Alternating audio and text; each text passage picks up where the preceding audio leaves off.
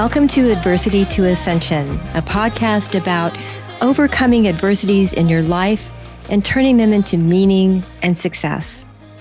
And today, along with my wonderful producers, Shayna and Brian, I would like to introduce to all of you and welcome Eli and Jeff. Eli and Jeff are very special people. I met them, a couple of weeks ago, I think? Yeah. So.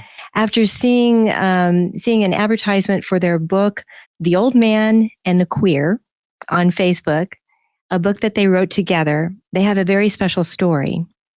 I want to just kind of introduce the story a little bit, and then we're going to get into it and let you tell it yourselves. Jeff Comachero is a former mayor of the city of Temecula and CEO of a billion-dollar real estate development company and Vietnam vet, and has always been politically and socially very conservative in his life. And he met Eli when Eli was doing some barber service for Jeff's son. And Eli at the time was Liz. Since then, Eli has transitioned a bit and is now going by Eli. And identifies as non-binary, otherwise known as queer. And they have formed a great friendship. So we're going to let them kind of tell about how that came about.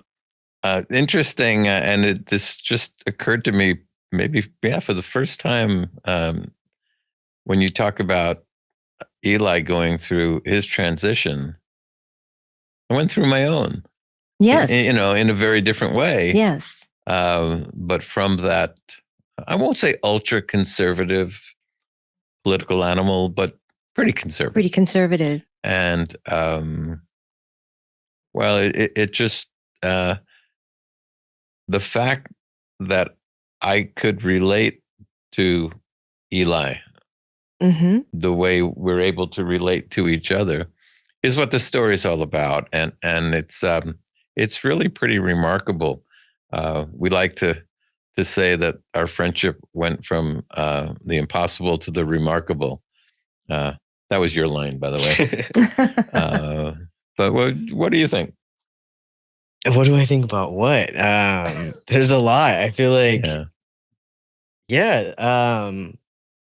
we started off as, just the average barber client, It's a little awkward. Don't really know this person, so you don't know what to expect. But I mean, along the way, we formed, a friendship, that a lot of people think is kind of impossible, especially nowadays, with where Jeff's political stance was and just me being the person that I am, But I think we've both grown a lot along the journey, and yeah.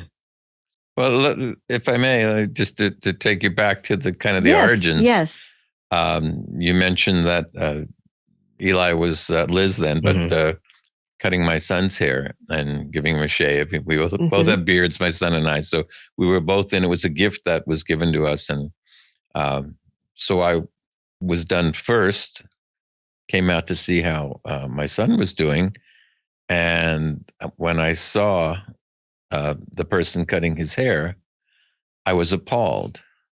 And that's a strong word, I know. But considering my own background, even back to my own childhood, seeing Liz then with tattoos, which now I consider beautiful, a nose ring and a whole lot of other things.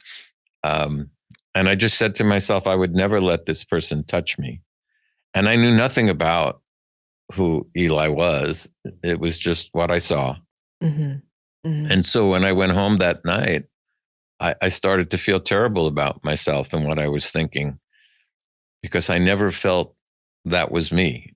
That, I grew up in Brooklyn, New York, in a poor neighborhood.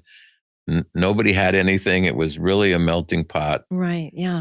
There wasn't any racism or bias based on ethnicity or anything else. We just all lived together, went to school together, and nobody had anything. So, we suffered together. But then in that moment, that evening, I realized that, you know what, I was lying to myself.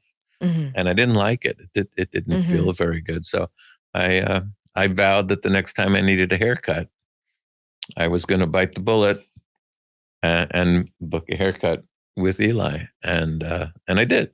And then it just kind of snowballed from there. We found that we had some kind of a connection.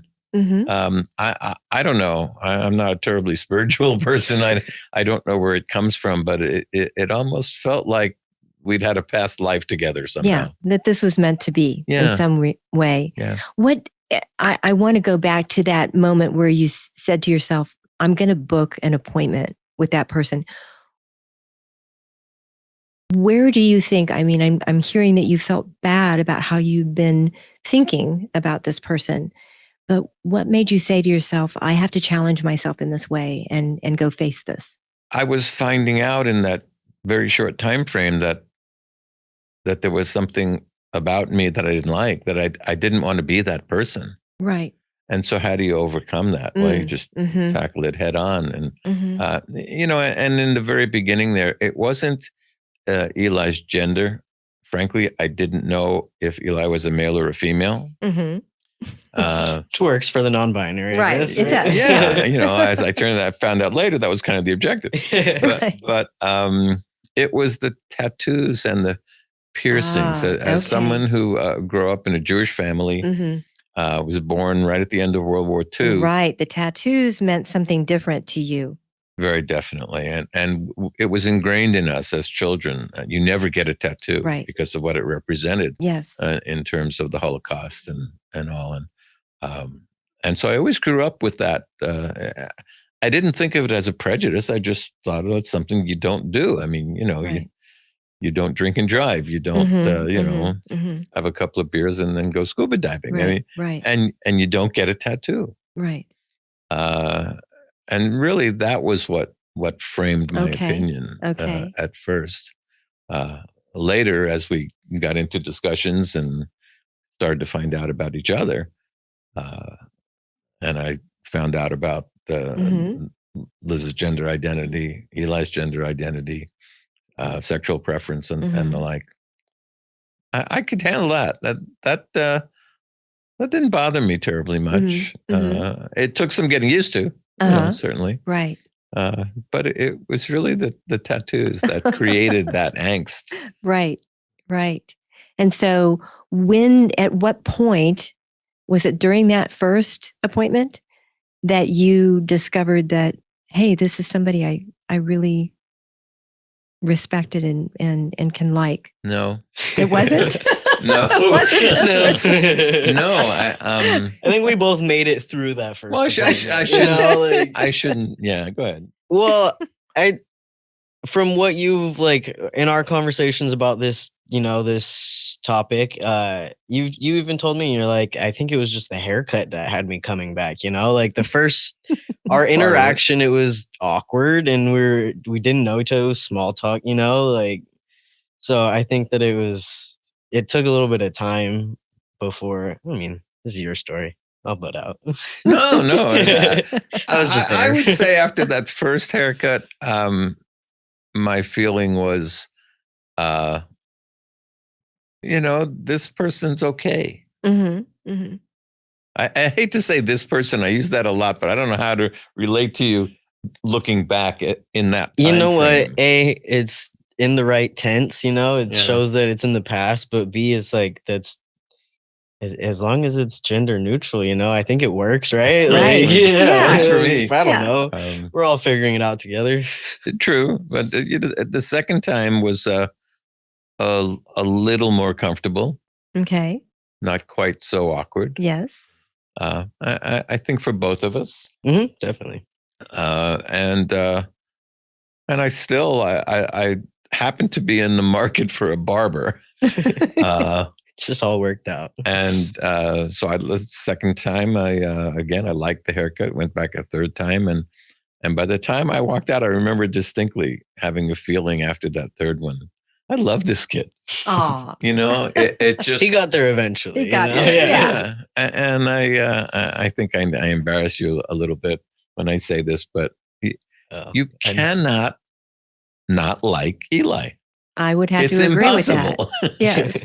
And so once you get over all that other crap, excuse me, and you're just people, Right. then Right. that's it. That's where it ends. You're just people. What do you think you were expecting someone with a lot of tattoos and piercings to be like? Either someone in jail or a sailor. Oh, okay. Okay. I mean that sort of seriously. clearly that's a generational definitely, difference. yeah. Most definitely. I think it's something that's taught and passed down, you know, because Yeah. I meet young people that are like, no, tattoos, no, like, but yeah. I think it was definitely something that he had to get past, you know. It was embedded in him growing Right, up, you know, and right. that was I think everybody has like these things that were taught to them, you know, Right. and we got to get over it at some point. So he just took the time to go out of his way and be uncomfortable to get Right. comfortable with something. Which is that's a good way to put it. Unusual. I mean, most people would just Avoid yeah. and never challenge themselves to get to know that person, to understand them better. I think that's a fair statement. But again, it goes back to at least hanging in there long enough to realize that the person who's cutting my hair is a really good person. Right. And you wanted to not like me. I did. You're right. I truly did. That first appointment, I was hoping that Eli was somebody terrible, and I could just say, "Okay, I tried." Right. You know, right. and my fears are, have come to reality, and that's it. You know, or the haircut would be really bad, something, or whatever, good, something good to give you an Yeah. excuse. Yeah. But that's not what I found, and I have to say, I'm truly enriched by it. I mean, Eli has changed my life.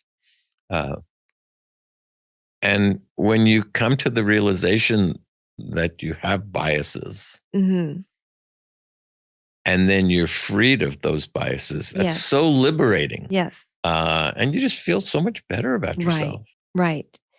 I think that's 99% of what is wrong with our culture today is that people are biased by the things that they've been taught or indoctrinated into, and they're not willing to get outside of that bubble to see what it's really like on the other side of that. Yeah. And so tell me how, and we're going to give you some time to talk, Eli. Don't worry. I'm happy. Remember, I was an elected official for 21 years. I do not know how to be quiet, but I'll try. Tell us how Eli has enriched your life. Well, for one, exposing me to a part of life, part of our American culture, worldwide culture, that I had no idea existed. And you can't help but have empathy for what someone like Eli and anybody who's trans or queer, how different you have to live your life in order to find your own happiness, sometimes to survive. And I find that very interesting, but I don't like looking at it that way. It's not about what I find interesting, you know. And the more I got to learn about what Eli goes through on a day-to-day basis, the more I wanted to be an advocate. Yes. For anybody who through no fault of their own, no decision making of their own, and I know there are people who say, "Well, why do you choose to be queer or to be trans?" Or right, as if it's a choice. Chooses it. Yeah, no. I mean, why would you choose it? No, it's a difficult thing to live in this society, in our culture. It is hard. Nobody would just wake up one day and say, "I think I'm going to do this." I think my question to people who do say stuff like that is like, well, then you do it. Like you show, like you try and show, like, Jeff, could you be a woman today? Like if I told you like, it's that easy, like make the choice, you know? My wife has some beautiful dresses in her closet. But like, that doesn't make sense. Like same mindset, you know, like I don't I don't think how like that makes sense. Like you chose it. Yeah. It doesn't. And clearly, your story in the book is the perfect. It is the example. It illustrates how this is not a choice, because from a very early age, you felt you were a boy. Yeah, I had no idea. Even in utero, your parents were told that they were going to be having a boy Right. initially, right? Yeah. And then there you were, and you were not Surprise. physically, you were not physically a boy, Yeah. but you always felt that way. Mhm. Yeah. What was that like for you growing up? Oh boy. I think it's kind of interesting to look back, because for me, like my parents don't really want to acknowledge that that was how I was, Mhm. and so like I've collected bits and pieces and like pictures and stuff, but I think that it's really interesting because it's like I didn't understand, gender or sex or like Right.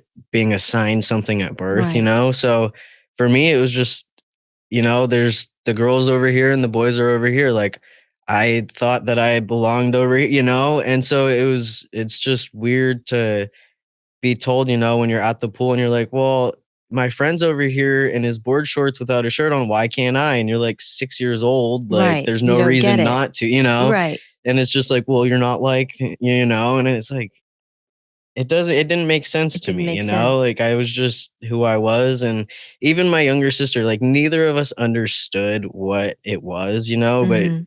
I distinctly remember being on the playground with her and her, like, she was always way more like extroverted, like Right. made friends in a second. And I was just in the back, like, Mhm. Mhm. and so she would like drag me out and be like, this is my brother who used to be my sister, and the first like time I heard that, I was like remember feeling like that kind of makes sense, like that Mhm. like felt Mhm. right, like to whatever degree, because I didn't have the words to put anything, Right.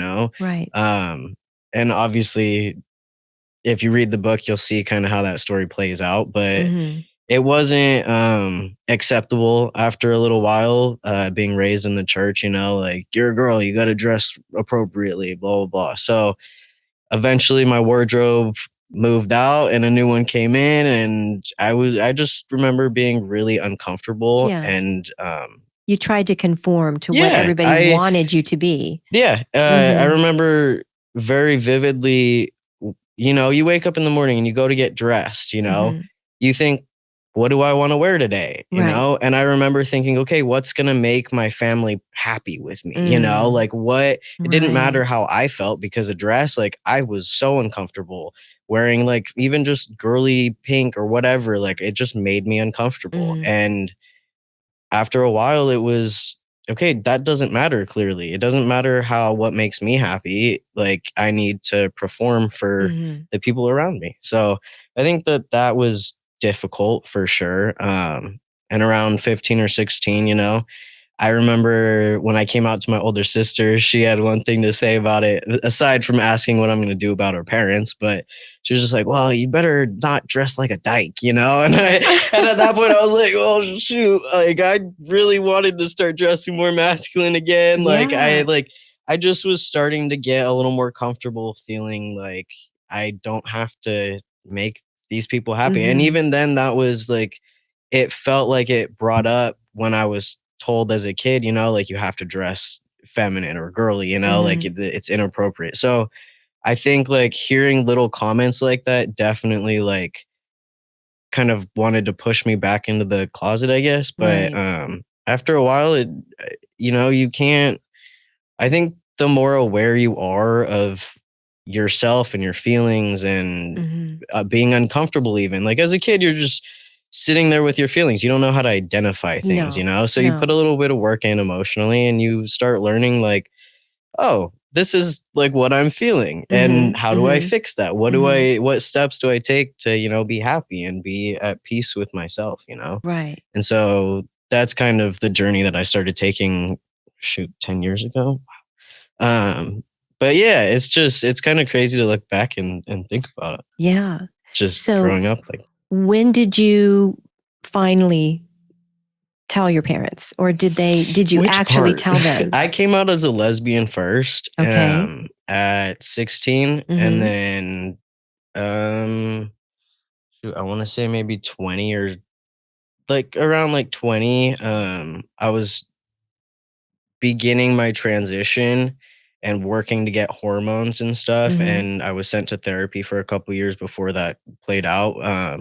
But like basically in the process of like trying to call for a therapist, my mom like overheard from down the hallway and was like, "Hey, is there something you want to talk to me about?" Mhm. And so she kind of like put it out there for me to, speak Right. to her, knowing that like I obviously knew that it wouldn't be a positive reaction, but she still like laid it out, like I'm not an idiot, like I could Right. see, Right. you're on a track here that whether I agree with it or not, like it's kind of an Yes. elephant in the room at a certain Yes. point, Yeah. like Yeah. so Mhm. she kind of spit it out, just if there's anything you want to talk about, and Good so for her. I just told her, I was like, well, I'm gonna start hormones, like that's Mhm. my goal. And like always, well, you're gonna need to talk to your dad about this, or you're gonna need to talk. So my parents like to make me tell the other parent because obviously they're not gonna keep a secret from each Right. other. I'm Right. married now, I Yeah. know that. But so that like I kind of was forced, whether I was ready to or not, I was forced to talk to the other party. But with Mhm. my dad, when I came out as trans to my mom, I waited with him. I think by that point she was kind of also like, this isn't my story to tell. Like you Mhm. gotta like, I don't want to go through that. She didn't even want to come out for me, Right. She Right. was like, you gotta do You that, got to do this. Yeah. So I waited with him till I was in therapy, and I Mhm. kind of just told both of them, I was like, hey, my therapist wants to like us all to go in together. And I Mhm.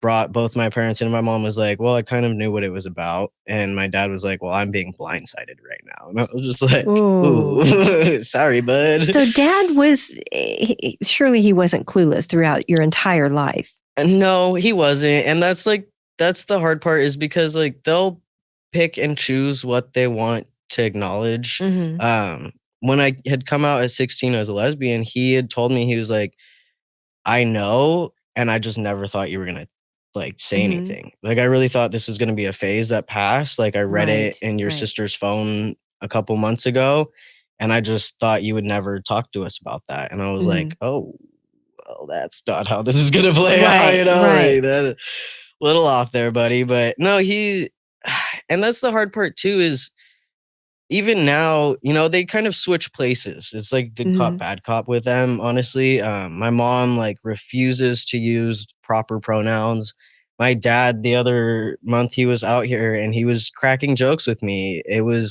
His joke to me was like, oh, well, I was raising a daughter. You're my son now, And I was like, whoa, like I didn't expect that, was like really like Wow. accepting in a Yeah. way, it was like Yeah. affirmed me in a way. And I was just like, okay. So like they're on their own journeys, and I can't, force anyone to do anything about. Right. You can No. call me whatever you want. It's not going to change who I am. Right. Um, does it make me Right. feel some type of way? Yeah.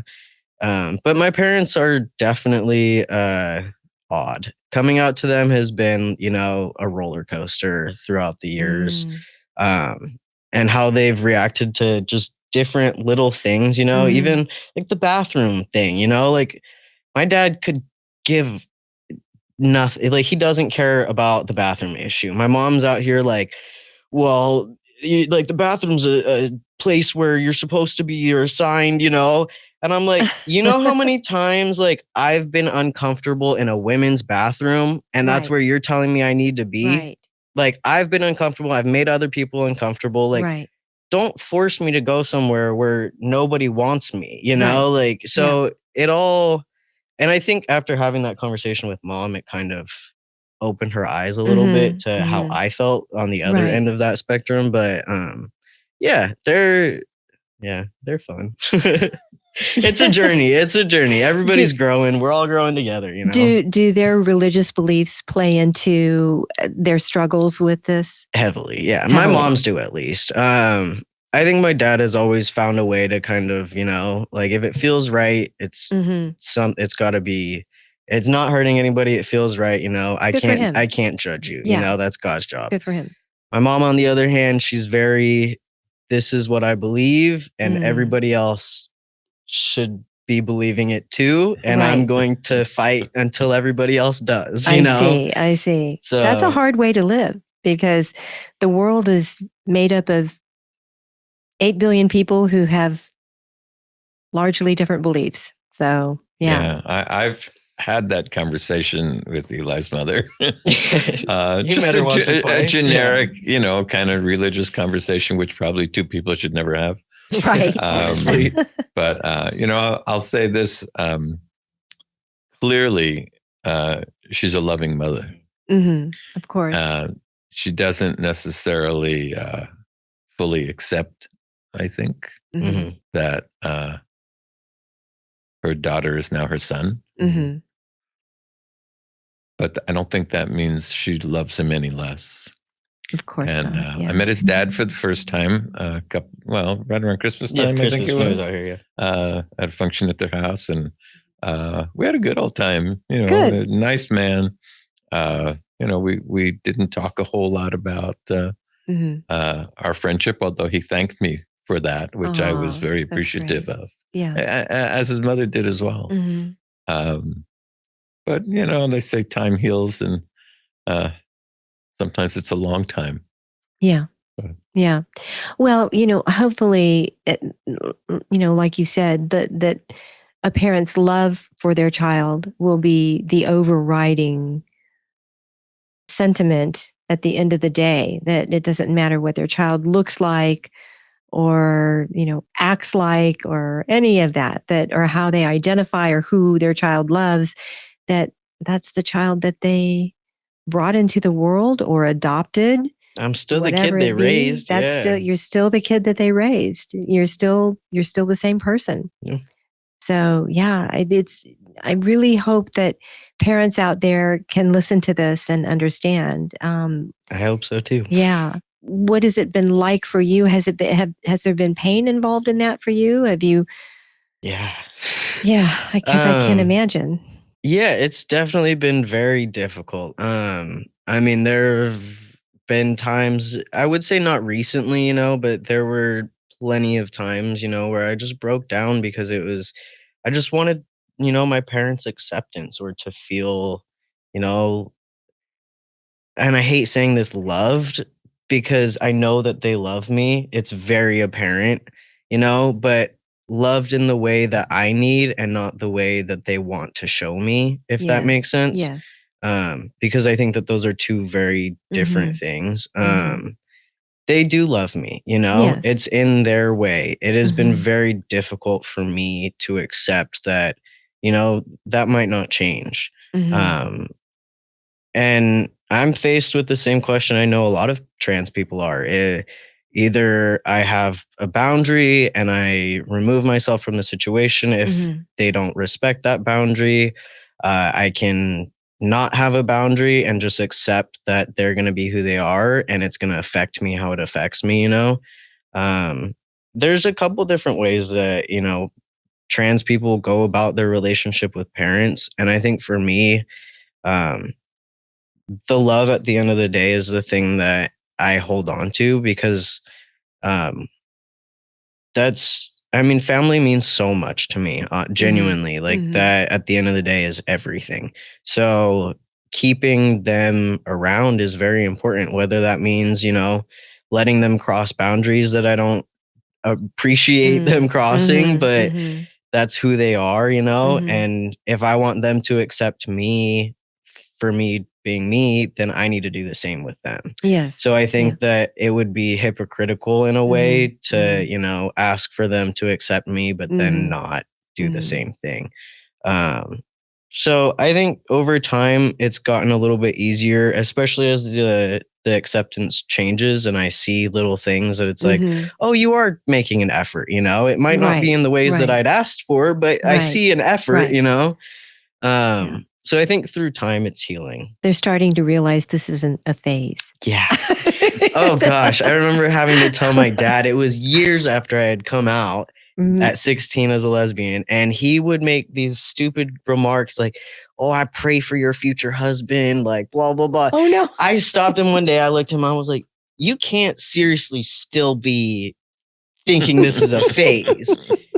Like, I don't think he expected me to just call him out on it like that, because it had been something that he had said loosely. Like, it was a comment that they make to all of their kids, I pray for your future husband or whatever. But then after I came out, it became, like, I'm praying for your future regular. And one day I was just like, dude, I laugh every time you do that. But at some point you have to realize, like, that Yeah. we're on two different pages with this, buddy. Yeah. And he never said it again. Oh, good. Never brought it up again. So he did respect that boundary. He very much did respect it. It was just, it's funny that I think that I had to call him out in that way and just say, you're fighting a losing battle. Well, and that takes a lot of certainty on your part, standing firmly in who you are, and being okay with someone else, even as important as your parent, not approving of who you are, not accepting who you are. That really means to me that you have a good level of self-love. I've worked on that. Thank you. Yeah, that is noticeable. Once I got past the look of Eli,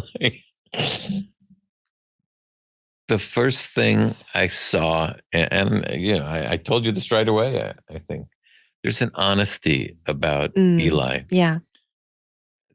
Not just that he's going to tell you the truth all the time, but about his being. Right. He's genuine.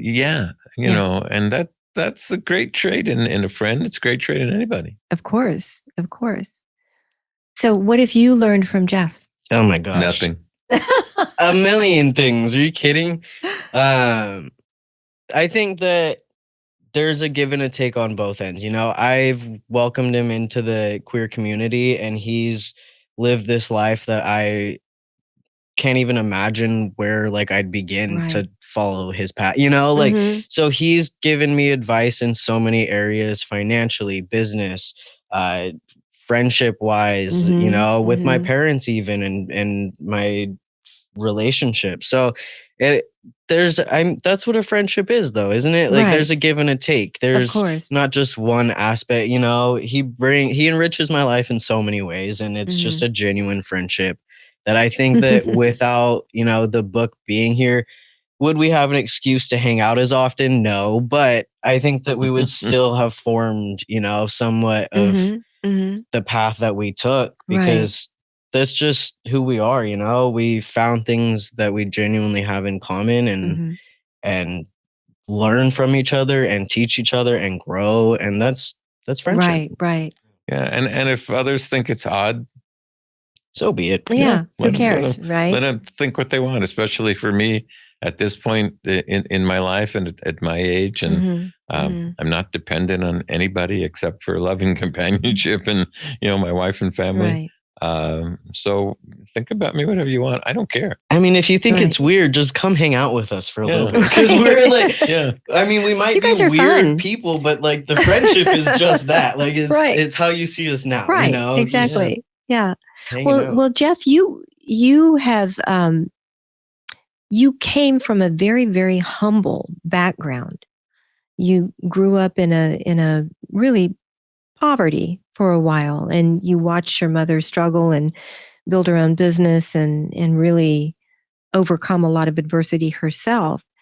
And I'm sure that lends to you a humility that helps you overcome some of these challenges that you've been facing.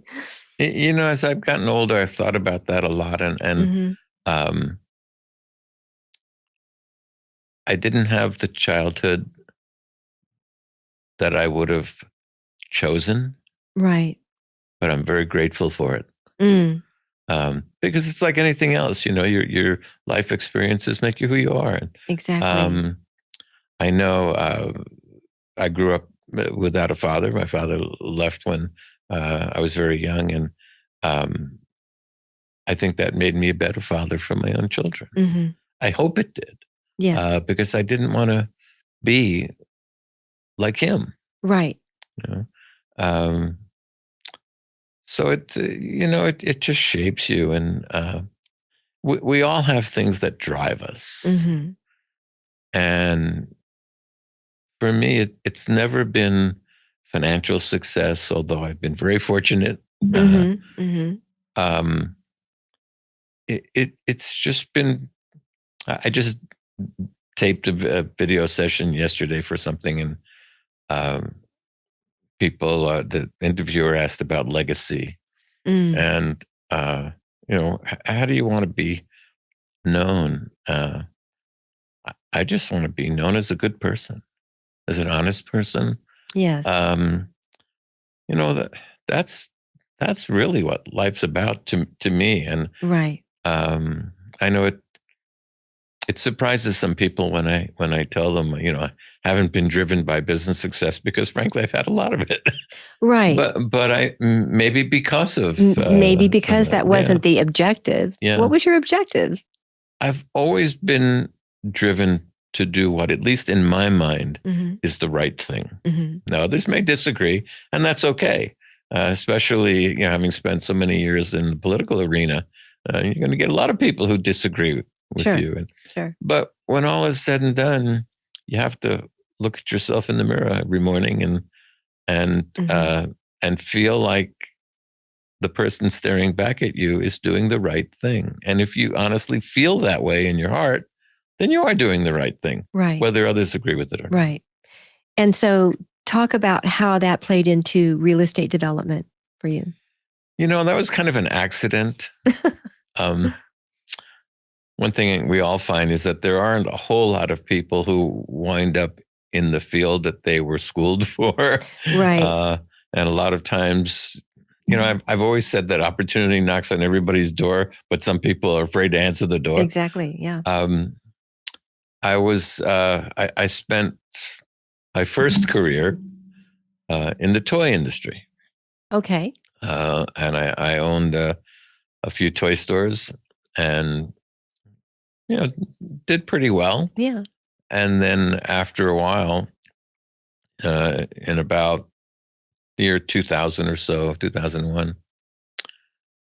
the industry I was involved in was shrinking, because it wasn't just the toy business. It was what we called the specialty toy business, which was the higher end educational toys, European toys. Which sounds really fun and creative, like a fun thing to do for a living, right? People used to tell me that, that you do something fun. It's a job. Toys. It was a job. Okay.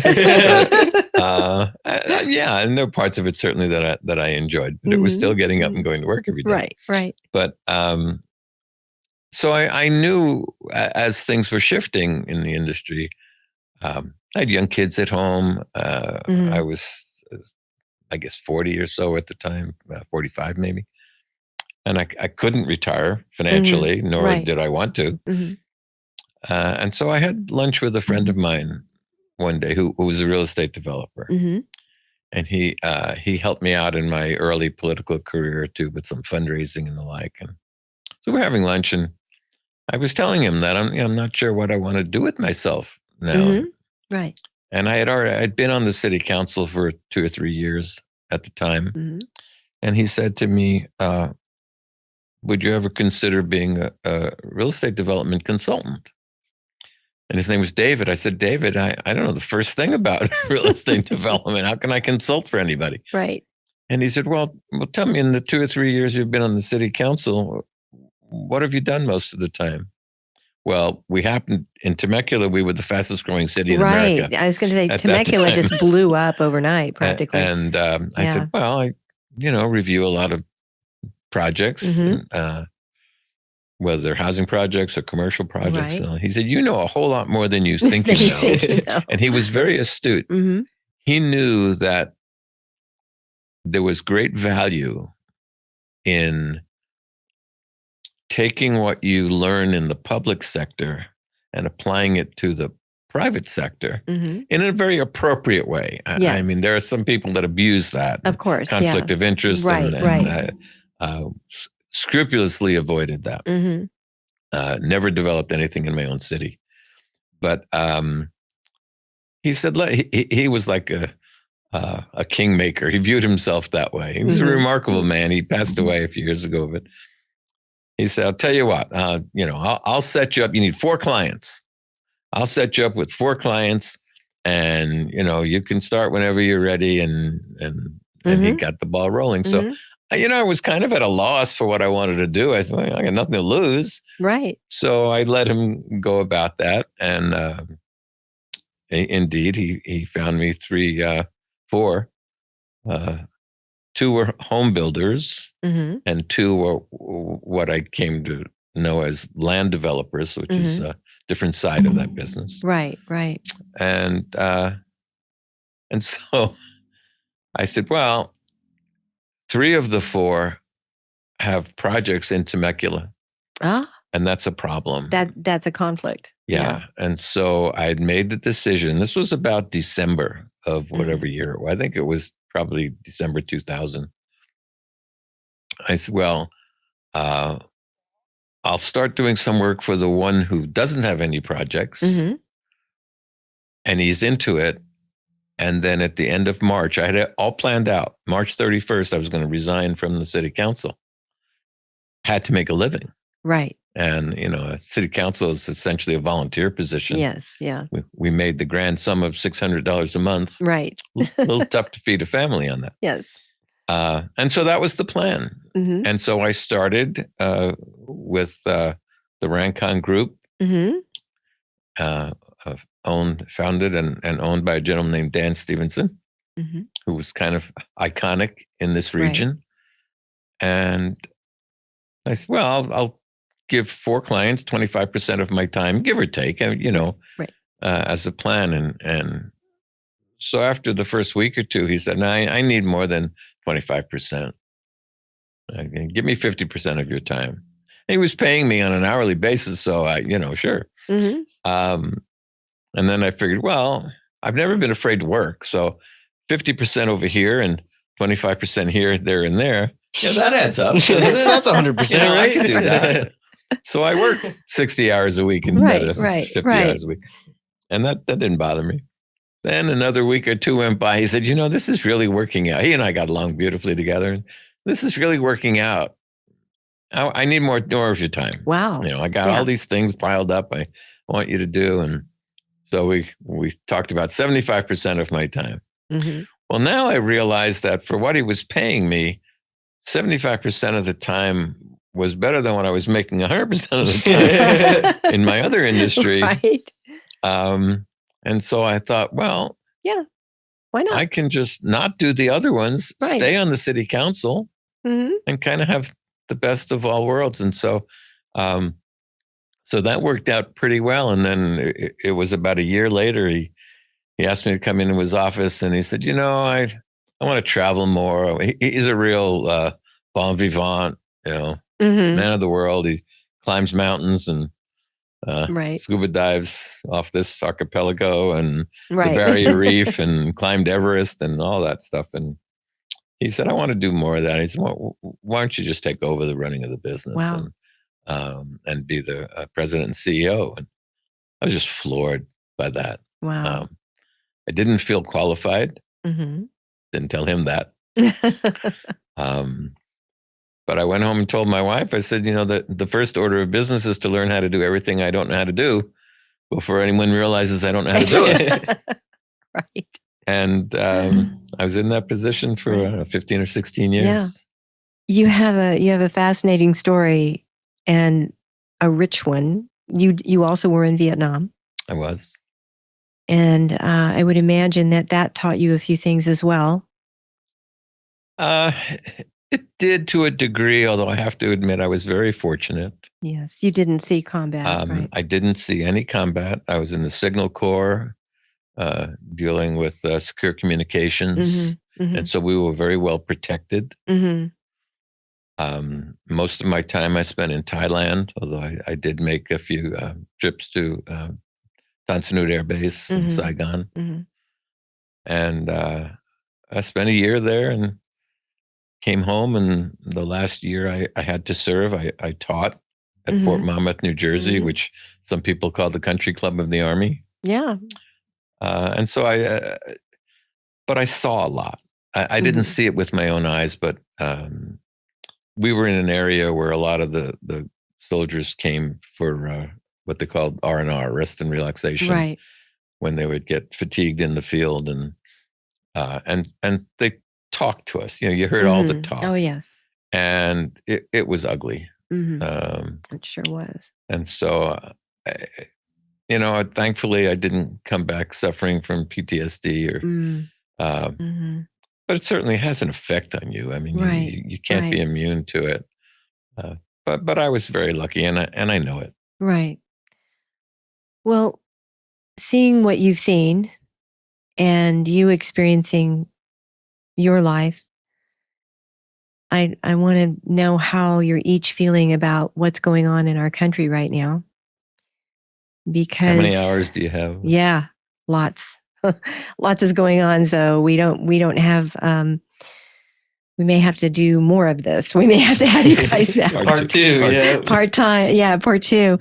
I just was. I saw on social media today that there was a throng of people at the Iowa state capitol today protesting a bill that Iowa had on the floor to take civil rights away from trans people, trans and non-binary people. And there were literally thousands and thousands of people there protesting against the bill.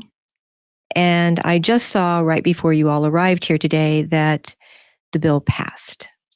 What does that mean, though? Like that what? means that trans and non-binary people can be fired indiscriminately, can be denied jobs, can be denied housing. It takes away the civil rights. The right to discriminate against trans people. It gives people the right to discriminate. Yeah, legally. Yeah, protected right to discriminate. Yeah. Wow.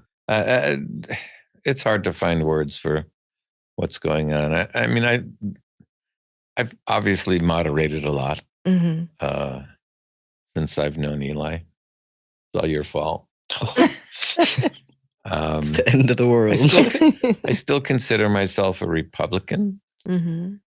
Although a couple of months ago, I called a friend of mine. I said, "Somebody save me. I think I'm becoming a Democrat." I've always been on the right side politically when it comes to things like size of government, waste. So I like what's going on. I don't like the way they're going about it. I don't like what Elon Musk is doing, and who is this guy anyway? Right. But I've been far more moderate always on social issues and the like, and it's just horrible what I see happening.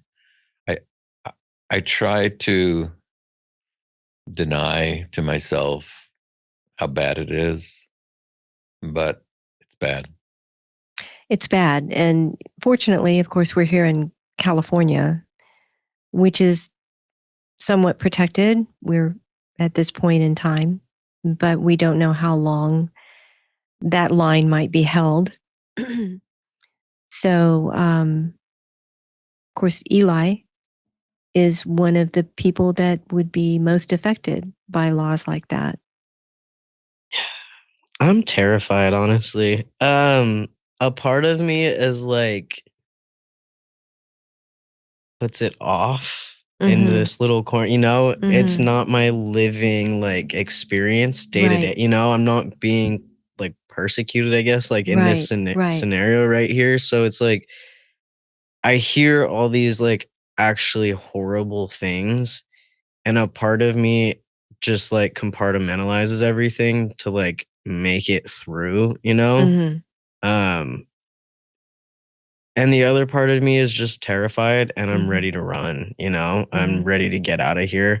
And I know that, I don't think I've said this to Jeff recently, but I had said it at one point, and I remember him going, "It's not that bad. Like we're fine. Like let's just hang it out, you know, like let's keep.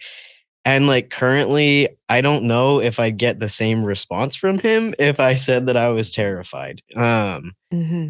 I'm terrified too. Yeah, I know my wife and I are looking into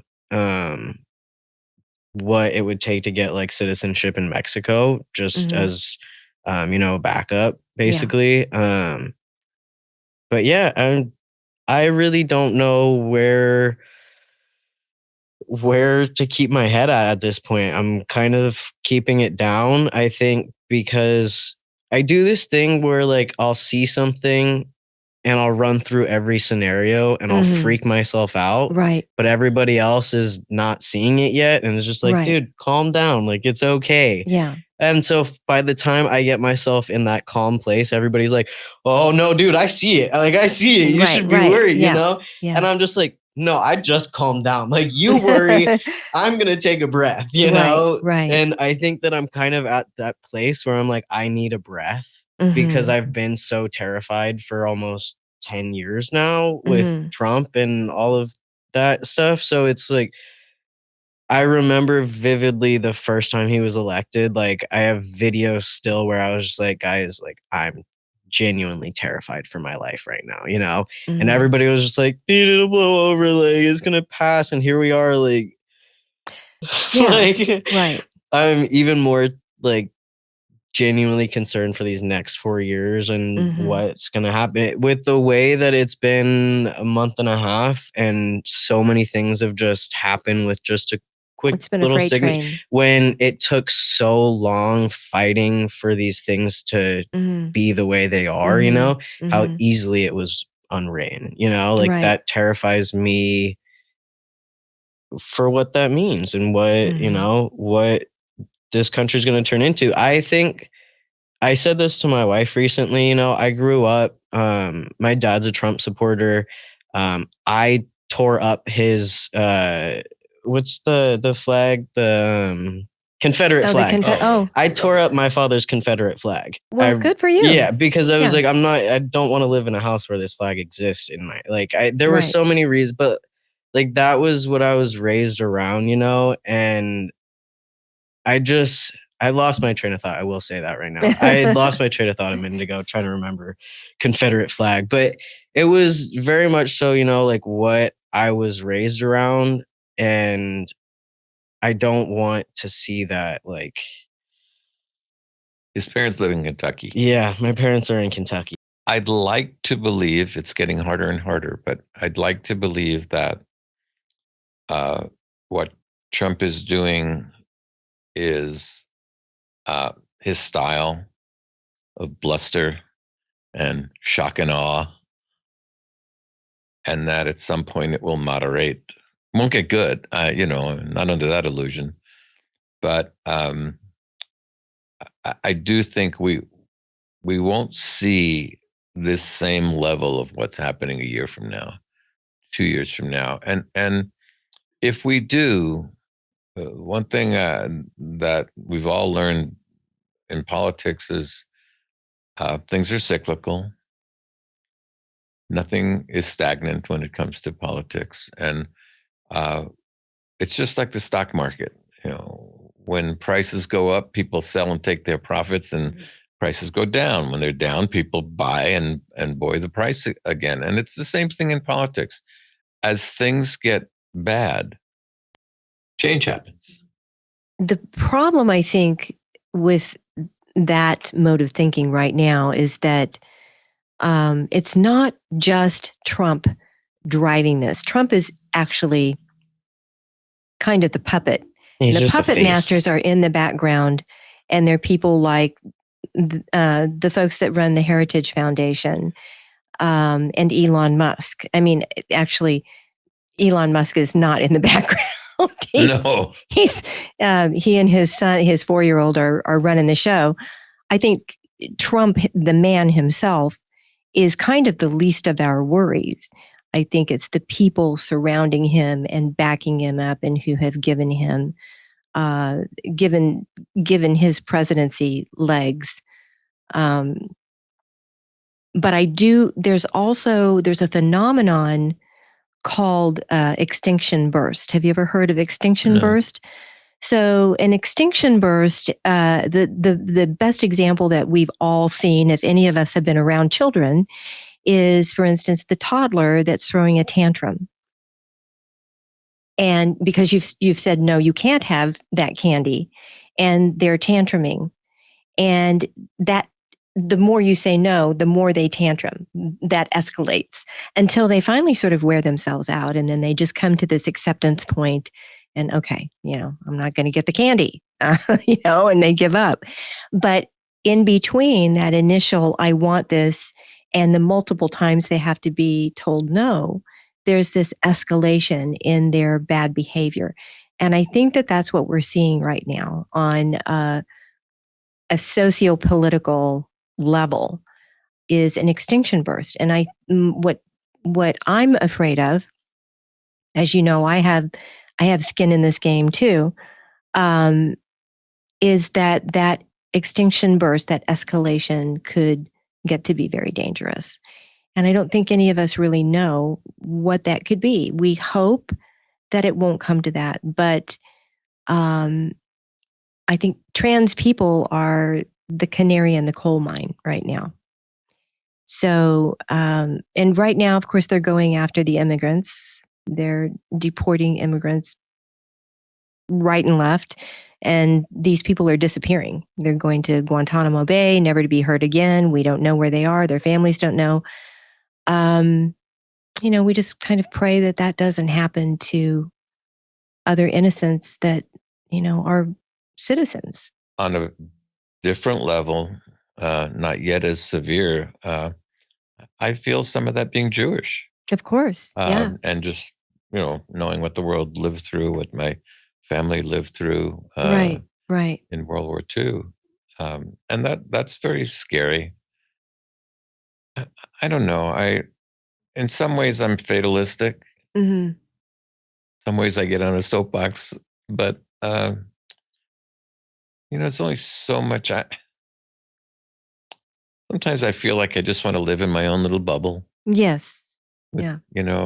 With my family, my friends, and not think about all that any more than I have to. Right.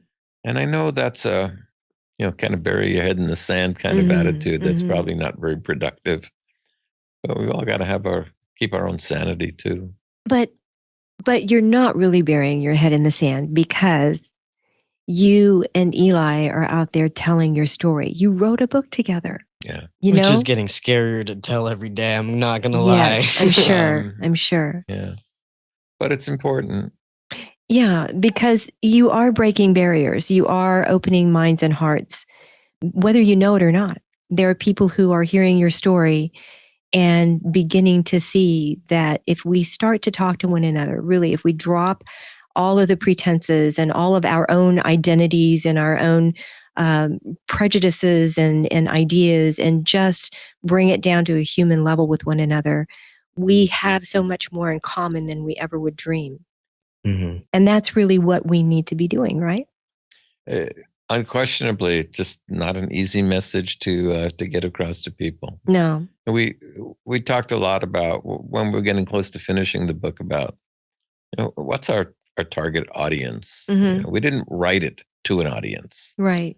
but when we were done, it was like, okay, certainly we need to get into the queer community, Right.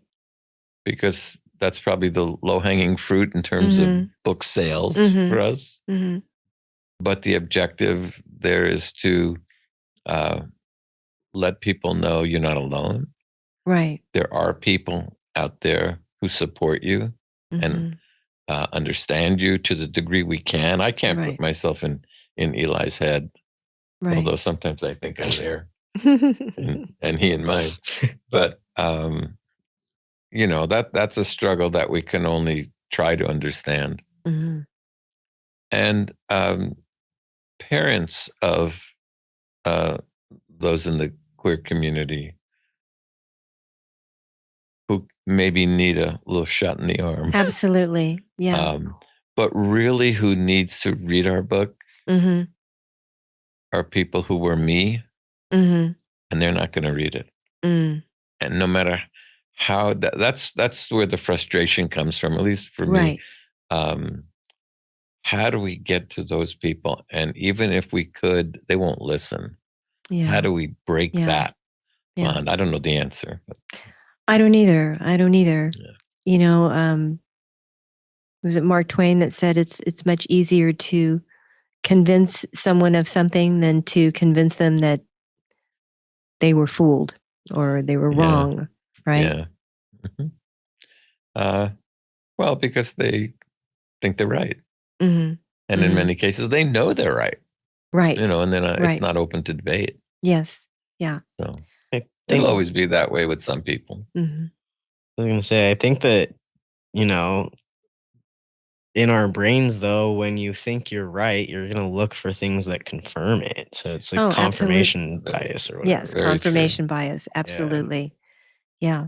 Yeah. Back things up in your Mhm. own head, and Mhm. everybody is right in their own way, you know? Right. You know, I got to tell you, getting off the subject of being sad for a while. One thing that was interesting as our friendship evolved, I don't think I told you this, but when we first decided to write the book, I thought, well, Eli can't write a book.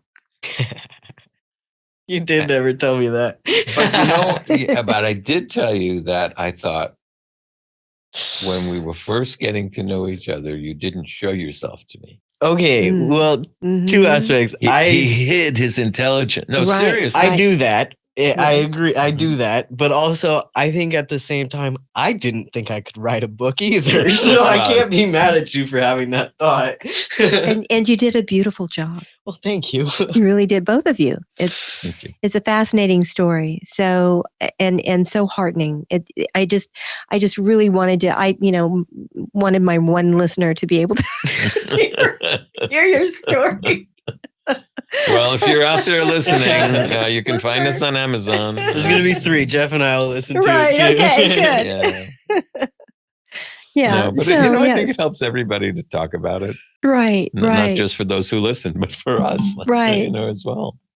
Well, I want to thank you for coming here today and for telling your story. And there's so much more to be said, but listener, pick up the book, The Old Man and the Queer by Jeff Comerchero. I hope I'm saying that correctly. Yeah, that's pretty and good. Eli Radford. Mhm.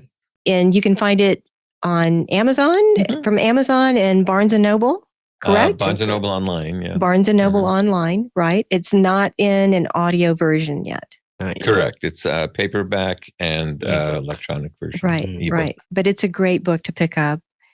And so I think on that note, we'll wrap up. And thanks for being here. I hope to see you all at dinner again or some Definitely. other, informal place where we can just chat again. Thank you for happy having to. us. This is awesome. Yeah, Yeah. it really is. We appreciate it. Thanks. So if you enjoy the content of this podcast, I hope that, listener, you have already hopefully subscribed. You've liked, subscribed, leave a comment. We're on YouTube, Apple Podcasts, Spotify, anywhere you pick up your usual podcast. You can get the video version on YouTube. But please tune in, and thank you, Brian and Shayna, for being the great producers that you always are. And so until next time. You can be a